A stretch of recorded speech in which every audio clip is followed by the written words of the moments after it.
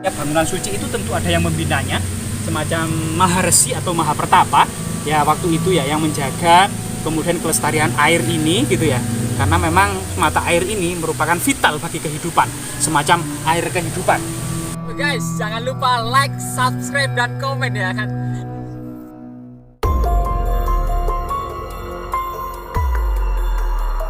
Ini hati-hati, ini ada latang.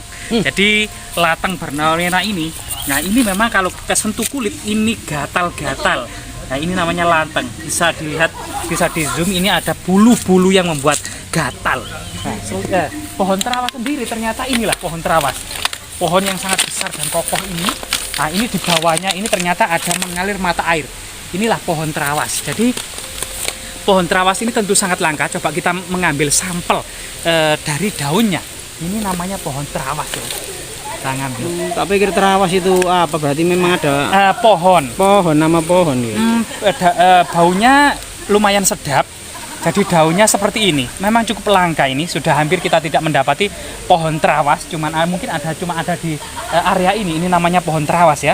Jadi kita tadi salah menyebut beringin sebagai terawas. Ternyata di samping pohon beringin inilah yang dinamakan pohon terawas. Jadi mungkin ada buahnya atau bijinya ya, kita belum tahu. Tapi ini daun-daunnya seperti ini. Ini pohon terawas. Mirip dengan daun beringin, cuman ini lebih ke hijau-hijauan gitu ya. Lebih ke hijau-hijauan. Ada beberapa. Nah, tapi kita tidak mendapati belum berbunga atau berbuah ini pohon terawas. Asal usul desa terawas ini tentunya. Coba kita tulis ya bersama-sama. Selain memang di area ini yang cukup lembab itu, selain ada tanaman terawas, ini ada namanya keladi tengkorak. Nah ini sebenarnya itu tumbuh liar. Ini kenapa dinamakan keladi tengkorak gitu ya? Ini biasanya nempel di atas pohon, di atas sana itu ya. Nah ini banyak di atas pohon beringin ini banyak. Nah ini keladi tengkorak ini ada ulat atau lintah lah. Di sini ada lintah, pacet gitu ya. Kita juga hati-hati. Ini ada lintah, ini bisa menghisap darah. Nah, keladi tengkorak ini warnanya seperti ini, keungu-unguan seperti tengkorak ini ya, sama kehijau-hijauan. Nah, kemudian ini ada umbinya, umbinya berwarna pink seperti ini. Nah, ini pink ya, seperti apa ya?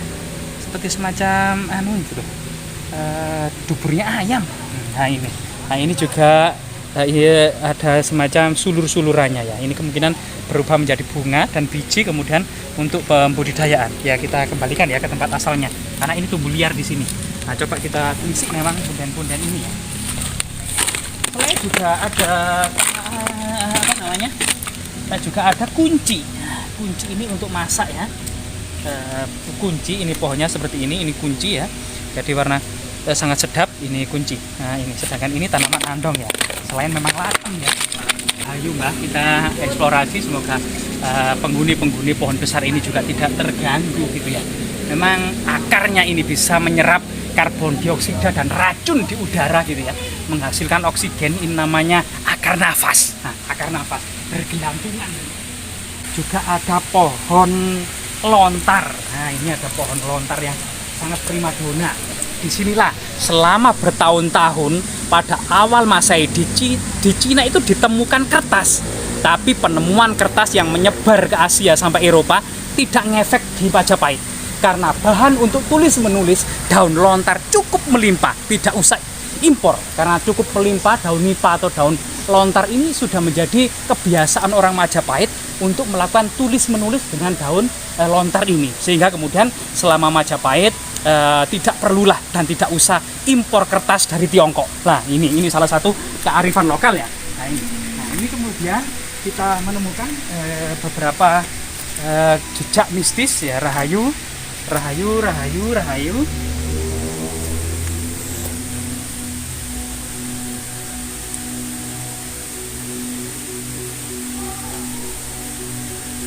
Iya. Memang sumber ini memang dikenal dengan nama sumber macan kan ya. Penunggunya memang Mbah Macan, jadi kita juga perlu hati-hati karena ini sumber yang ditunggu oleh Mbah Macan. Ini ada jejak-jejak artefaktual yang sangat penting, tapi sudah tidak in situ ya. Sudah dipindahkan oleh masyarakat, misalnya seperti ini. Nah ini ada balok-balok batu candi yang terbuat dari batu andesit ya. Balok-balok batu candi ada beberapa. Kita lihat ada pinggiran-pinggiran candi ya, pinggiran-pinggiran candi. Nah di situ ada itu yang paling bagus, itu balok batu candi yang cukup keras ini ya. Nah ini juga balok-balok batu candi, sumpah ini. Artinya pada masa lalu di sini ada semacam tempat pemujaan ya, untuk kemudian menghormati sebuah dan penjaga tentunya. Yang terpenting itu bukan yang terpenting adalah kelestarian. Bagaimana masa lalu leluhur kita dalam menjaga kelestarian mata air itu. Dibuatlah sebuah tempat suci di dekatnya untuk kemudian senantiasa agar kelestarian dan sumber-sumber mata air itu tetap terjaga. Nah, saat ini memang disalurkan melalui pipa-pipa oleh warga, dan ini salah satu mata air yang keluar dari bonggol dan akar pohon raksasa ini. Tadi termasuk pohon terawas ini pohon terawas raksasa ya. Jadi jangan keliru, sekali lagi ini pohon terawas yang berdampingan dengan pohon beringin. Ini pohon terawasnya khas, jadi khas. Nah, ini ada keluar mata air yang sangat keramat, mata air yang sangat jernih dan perlu memberikan manfaat terus sampai saat ini, sampai anak cucu kelak dengan kelestariannya. Dan memang ternyata ini sudah dilestarikan sejak masa kuno. Nah ini juga ada balok-balok batu raksasa. Nah ini jelas, ini peninggalan kuno, sebuah balok-balok batu candi raksasa yang dibuat semacam punden berundak-undak menuju semacam batu besar ya, batu besar.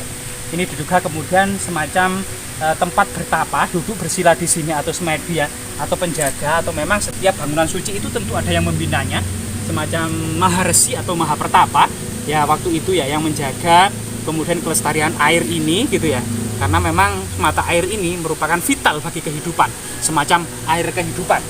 Jadi salah satu anakan daun lontar atau pohon lontar itu seperti ini ya.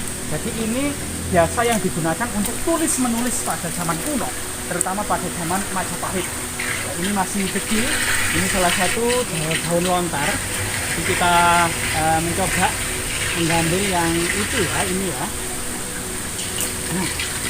Nah, pada masa kuno, kitab itu ditulis di daun lontar. Ini yang contoh yang kecil, yang sudah tumbuh besar ini lebih lebar lagi. Ini kemudian dipotong kedua sisinya gitu ya. Nah ini kemudian dipotong. Nah kemudian dua jadi sebuah kitab itu biasanya dilubangi sisi kiri dan sisi kanan dilubangi. Kemudian biasanya banyak ya yang berbuku-buku karena buku itu banyak. Terus kemudian disusun. Nah setelah kemudian dibuat seperti ini gitu ya, semacam buku-buku untuk menulis sastra, menulis kitab-kitab, menulis ilmu pengobatan, menulis ilmu teknik dan astrologi, pembuatan candi dan sebagainya. Setelah dilubangi satu persatu, kemudian disusun bertumpuk-tumpuk seperti ini. Nah, bertumpuk-tumpuk sini, sehingga kitab pada masa Majapahit itu lebarnya seperti ini dengan ketebalan sesuai dengan halaman-halaman yang diperlukan.